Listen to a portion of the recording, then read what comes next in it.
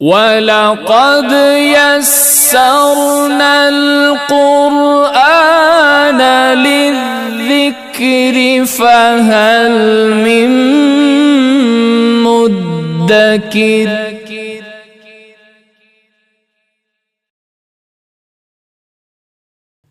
اعوذ باللہ من الشیطان الرجیم بسم اللہ الرحمن الرحیم وَكَذَلِكَ جَعَلْنَاكُمْ أُمَّةً وَسَطًا لِتَكُونُوا شُهَدَاءَ عَلَى النَّاسِ وَيَكُونَ الرَّسُولُ عَلَيْكُمْ شَهِيدًا۔ اور اسی طریقے سے ہم نے تم کو درمیانی امت بنایا تاکہ کل قیامت کے دن تم لوگوں پر گواہ رہو، اور کل قیامت کے دن رسول تم پر گواہ بنیں گے، یعنی اللہ کے نبی صلی اللہ علیہ وسلم۔ پچھلی مرتبہ اس آیت کی تفسیر کے اندر چند باتیں ہمارے سامنے آئیں کہ اللہ رب العزت نے اس امت کو بیلنس والا دین دیا ہے، اور ایک ایسا دین عطا فرمایا ہے اللہ کے نبی علیہ السلام کے ذریعے سے کہ جو دین کسی اور قوم کو یا کسی اور مذہب والوں کو اللہ رب العزت نے نہیں دیا ہے۔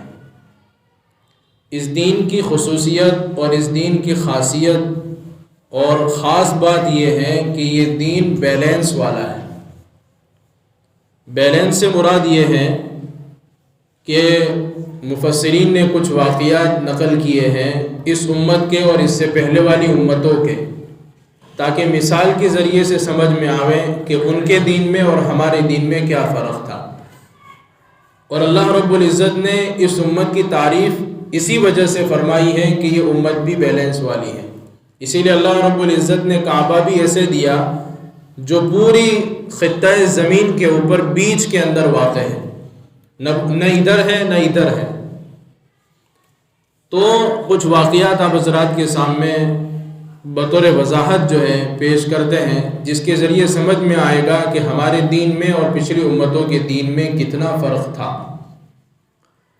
پچھلی امتوں کے اندر یہود و نصارہ کے اندر یہ چیز تھی کہ انہوں نے رسول کے ماننے میں اتنا سارا آگے بڑھ گئے کہ قرآن مجید جو ہے ان کا انداز اور ان کی باتیں بیان فرماتا ہے کہ قرآن کریم میں یہ ارشاد فرمایا کہ نصارہ یہ کہتے ہیں، یہود یہ کہتے ہیں وقالت الیہود عزیر ابن اللہ، یہود یہ کہنے لگے کہ عزیر اللہ کے بیٹے ہیں، حالانکہ کون تھے؟ نبی تھے۔ پھر آگے فرمایا وقالت النصارى مسیح ابن اللہ، کہ عیسائی یہ کہنے لگے کہ عیسیٰ علیہ السلام اللہ کے بیٹے ہیں، حالانکہ قرآن کریم میں اللہ فرماتے ہیں قل هو اللہ احد اللہ الصمد لم یلد ولم یولد، اللہ کا کوئی بیٹا نہیں، کوئی بیٹی نہیں، وہ ان تمام چیزوں سے پاک ہے، بیٹے سے، بیٹی سے، بیٹیوں سے، باپ سے، بیوی سے۔ اللہ رب العزت کو کسی کی ضرورت نہیں ہے، وہ ہر چیز سے پاک ہے۔ تو گویا ان کا کیا عقیدہ بنا؟ یہود کہتے ہیں کہ عزیر اللہ کے بیٹے، یعنی نبی کو ماننے کے اندر اتنا آگے بڑھ گئے کہ ان کو اللہ کا بیٹا بنا دیا۔ بلکہ بعض عیسائیوں نے تو یہاں تک کہا کہ عیسیٰ علیہ السلام خود خدا بھی ہے، عیسیٰ علیہ السلام خود خدا بھی ہیں۔ اس کے مقابلے میں ہماری امت، اچھا پچھلی امتوں کے اندر نہ ماننے کے اندر تو بہت آگے بڑھ گئے۔ نہ ماننے کے اندر کیا ہوا کہ جب ان کے نبی ان کو جہاد کے لیے بلاتے تھے میدان کے اندر، تو وہ صاف جواب دے دیتے تھے۔ کیا جواب دیتے تھے؟ اے نبی تم اور تمہارا خدا جا کر دشمنوں سے لڑو، ہم تو یہاں بیٹھے ہیں، ہم آنے والے نہیں۔ کہ نہ ماننے کے اندر اتنا نیچے آ گئے اور ماننے کے اندر اتنا اوپر ہو گئے کہ بیلنس نہیں ہے۔ اور اب ہماری امت کا حال، ہمارے دین کا حال، ہماری شریعت کا حال دیکھیں کہ اللہ رب العزت نے جو دین ہمیں عطا فرمایا ہے دین اسلام، اس کے اندر اللہ رب العزت نے بیلنس کیا رکھا ہے کہ ہم سب نبی کو مانتے ہیں، نبی کی محبت اپنے دل میں رکھتے ہیں، نبی کی باتوں پر عمل کرتے ہیں، لیکن ہم نے کبھی یہ نہیں کہا کہ نبی خدا ہے۔ اور موقع آیا تو اس امت کے ایسے لوگوں نے اپنے جان، اپنی مال اور اپنا وقت اللہ کے لیے، اللہ کے نبی کی محبت میں قربان کر دیا، لیکن وہاں تک نہیں پہنچے جہاں یہود اور نصارہ پہنچے تھے کہ یہ کہنے لگے کہ نبی خدا ہے۔ یہ ہمارے اور ان کے درمیان فرق ہے کہ اس امت کے اندر اللہ نے بیلنس کتنا رکھا ہے۔ پھر ایک اور یہ تو مسئلہ تھا اعتقاد کا، عقیدے کا، اللہ کے ساتھ اور رسول کے ساتھ عقیدے کے تعلق سے۔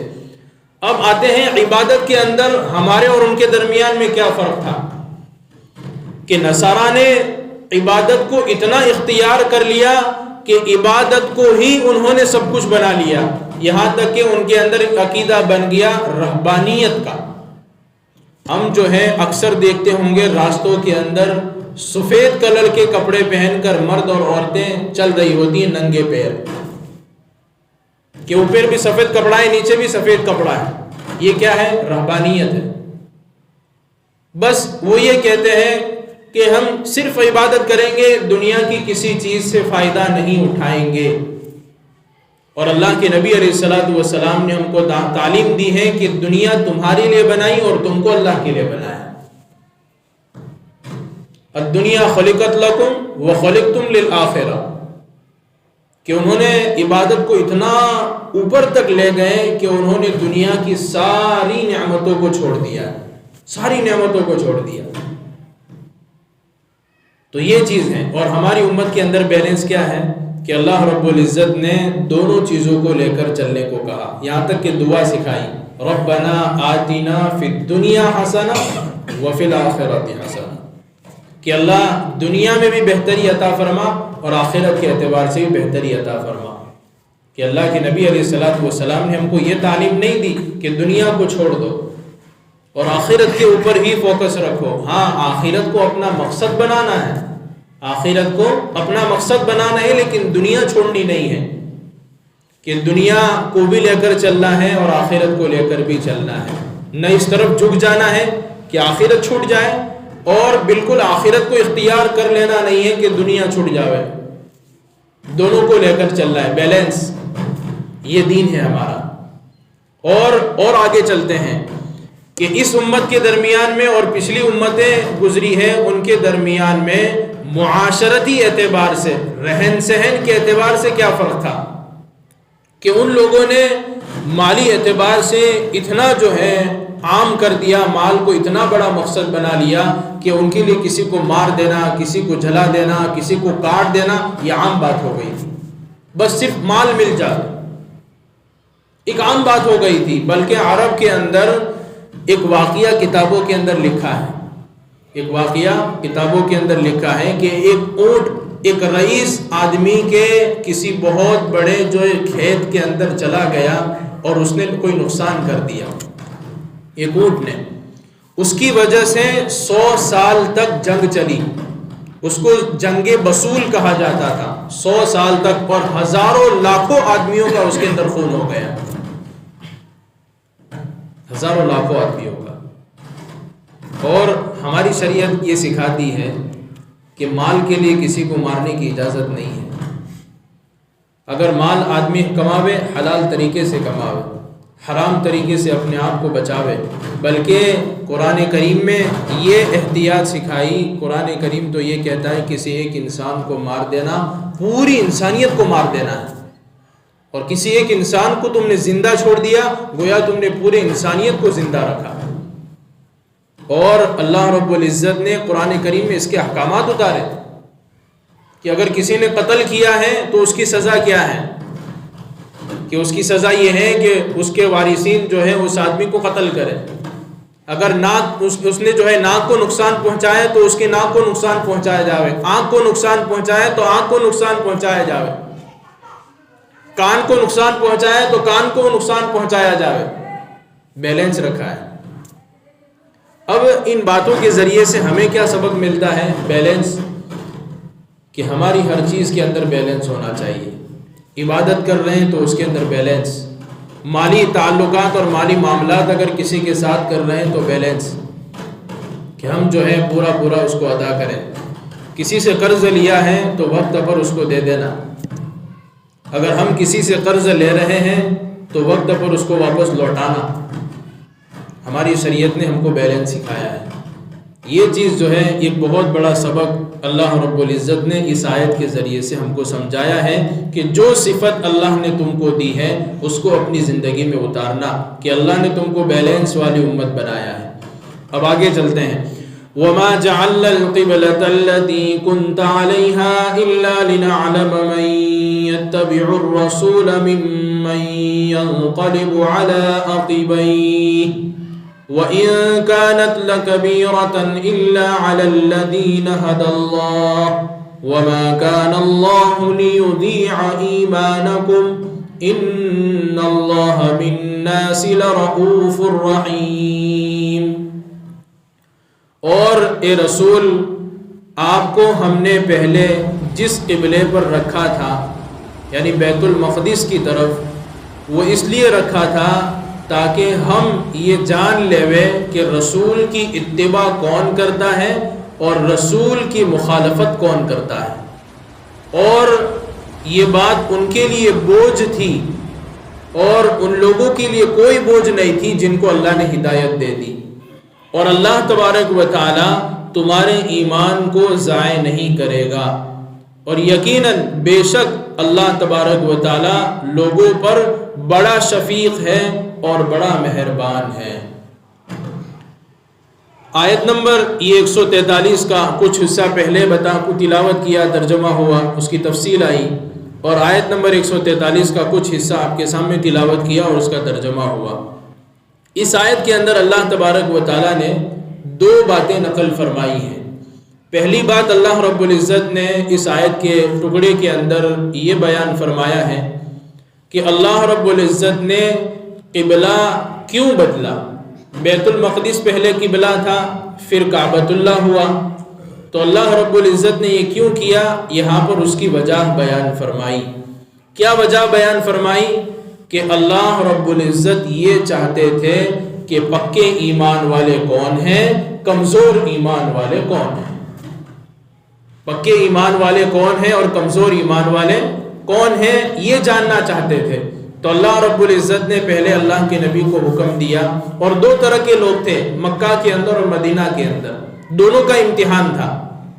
مکہ کے اندر جو لوگ تھے ان کا تعلق کعبۃ اللہ سے جڑا ہوا تھا، اور مدینہ کے اندر جو یہود تھے ان کا تعلق بیت المقدس سے جڑا ہوا تھا.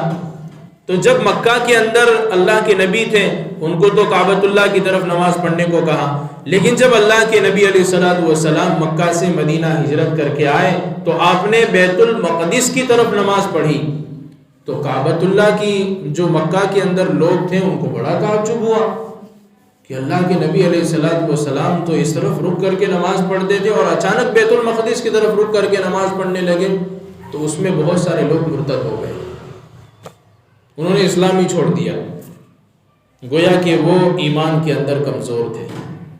انہوں نے اسلام چھوڑ دیا اور اللہ کے نبی علیہ الصلوۃ والسلام کا کلمہ پڑھا تھا وہ انکار کر دیا. اللہ امتحان لینا چاہتا تھا کہ کون اللہ کے حکم پر عمل کرتا ہے اور اللہ کے نبی کی باتوں پر چلتا ہے اور کون اپنی نفسانی خواہشات پر چلتا ہے. انہوں نے اس لیے جو ہے اسلام چھوڑ دیا کہ اللہ کے نبی علیہ الصلوۃ والسلام اپنی منمانی چلاتے ہیں کہ جب چاہا قبلہ بدل دیا، حالانکہ وہ قبلہ بدلنے کا حکم بھی اللہ کی طرف سے آیا تھا. اگر پکے ایمان والے تھے وہ تو جمے رہے، وہ لوگ جمے رہے. پھر جب مدینہ کے اندر آئے تو یہودیوں کا امتحان یہ تھا کہ پہلے بیت المقدس تھا پھر کعبۃ اللہ ہو گیا، تو ان کو پہلے یہ یقین ہونے لگا یہودیوں کو کہ اللہ کے نبی علیہ الصلوۃ والسلام ہمارے دین سے آہستہ آہستہ قریب ہو رہے ہیں. پھر بھی انہوں نے ستانا تو چھوڑا نہیں. تو اللہ تبارک و تعالیٰ نے ان کا امتحان لیا کہ کعبہ بدل دیا اللہ کے نبی کا، بیت المقدس سے بیت اللہ کر دیا. تو ان کو فوراً اعتراض ہونے لگا کہ نبی دیکھو کہ بار بار جو ہے اپنا حکم بدلتے ہیں، اپنے اعتبار سے بدلتے ہیں. تو اس میں بہت سارے لوگ مرتد ہو گئے، اور جو پکے ایمان والے تھے، جو مضبوط ایمان والے تھے، نماز کے اندر اللہ رب العزت کو یہ حکم آیا تھا کہ اپنا قبلہ بدل دیجئے، تو جو لوگ پکے ایمان والے تھے وہ اللہ کے نبی کے ساتھ انہوں نے اپنا قبلہ بدل دیا، وہ لوگ پھرے نہیں۔ تو گویا اللہ رب العزت نے قبلہ اس لیے بدلا تاکہ اللہ رب العزت یہ جاننا چاہتے تھے من یتبع الرسول ممن ینقلب علی عقبہ، کون رسول کی اتباع کرتا ہے اور کون اپنی نفسانی خواہشات پہ چل کر پیچھے ہٹ جاتا ہے۔ اور آج بھی اس آیت کی روشنی میں اگر یہ سمجھیں، آج بھی اللہ رب العزت ایمان کو پرکھ رہے ہیں، ایمان کے امتحانات آج بھی ہمارے سامنے ہیں۔ بہت سارے واقعات مال کے ذریعے سے عزت دے کر، شہرت دے کر ایمان کو ہمارے پاس سے چھیننے کی کوشش کی جا رہی ہے۔ ایسی حالت میں اپنے ایمان کو بچانا، اپنے ایمان پر قائم رہنا، اپنے ایمان پر راضی رہنا۔ پھر آگے اللہ رب العزت نے فرمایا وَإِن كَانَتْ لَكَبِيرَةً، یہ ان کے لیے بوجھ تھا کہ اللہ کے نبی اس طرح کیوں کر رہے ہیں، لیکن جن کے لیے ایمان کمزور تھا وہ ہٹ گئے۔ إِلَّا عَلَى الَّذِينَ هَدَى اللَّهُ، لیکن جن لوگوں کا مقصد یہ تھا کہ ہم تو اللہ کی اطاعت کرنے والے، چاہے قبلہ دائیں طرف ہو یا بائیں طرف، آگے ہو یا پیچھے، ہمیں اس سے کوئی مقصد نہیں، اللہ کا جو حکم آئے گا ہم اس پر عمل کرنے کے لیے تیار ہیں۔ ان کا مقصد تھا اطاعت کرنا اللہ کی۔ إِلَّا عَلَى الَّذِينَ هَدَى اللَّهُ، جن کو اللہ نے ہدایت دے دی انہوں نے اپنا ایمان نہیں بدلا، وہ اللہ کے نبی کی اتباع کرتے رہے، اللہ کے حکم پر عمل کرتے رہے۔ پھر آگے اللہ رب العزت نے جس چیز کو بیان کیا ہے کہ جیسے ہی بیت المقدس سے بیت اللہ قبلہ ہوا تو یہود اور نصارہ یہ کہنے لگے کہ اچھا کہ یہ بیت اللہ تمہارا جو ہے 16-17 دن تک یہ قبلہ بدل گیا، تو اس کے اندر جن لوگوں نے نمازیں پڑھی، جس صحابہ نے نمازیں پڑھی اور ان کا انتقال اسی حالت میں ہو گیا تو ان کی نمازیں تو قبول نہیں ہوگی، قبلہ تو بدل گیا ان کا اور وہ تو اسی حالت میں انتقال کر گئے۔ یعنی شوشہ چھوڑ دیا، سوال چھوڑ دیا تاکہ پریشان ہو جاوے مسلمان اور ایمان والے، اور جو لوگ زندہ ہیں ان کی نمازیں تو دوبارہ لوٹانی پڑے گی۔ اللہ رب العزت نے یہاں اس کا جواب دیا وَمَا كَانَ اللَّهُ لِيُضِيعَ إِيمَانَكُمْ، ایمان سے مراد یہاں پر نماز ہے کہ اللہ تمہاری نمازوں کو ضائع نہیں کرے گا، کیونکہ وہ بھی اللہ کا حکم تھا اور یہ بھی اللہ کا حکم ہے۔ بیت المقدس بھی نماز جو حکم دیا تھا وہاں پر رک کر کے نماز پڑھنے کا وہ بھی اللہ نے دیا تھا، اور بیت اللہ کی طرف نماز پڑھنے کا جو حکم دیا تھا وہ بھی اللہ ہی نے دیا تھا۔ اسی لیے اللہ تمہاری نمازوں کو ضائع نہیں کرے گا، نہ دوبارہ لوٹانے کی ضرورت ہے، اور جو انتقال کر گئے ہیں ان کے اوپر بھی کوئی نہیں گناہ ہوگا، اللہ نے ان کی نمازوں کو قبول کر لیا۔ اور وجہ بتائیں، بے شک اللہ تبارک و تعالی لوگوں پر بڑا شفیق ہے، بڑا مہربان ہے۔ اس میں کوئی تخصیص نہیں ہے کہ صرف مسلمان، بلکہ مالدار ہو، غریب ہو، کافر ہو، مسلمان ہو، غیر ایمان والا ہو، ہر ایک آدمی کے ساتھ اللہ تبارک و تعالی رحم اور کرم کا معاملہ فرماتے ہیں۔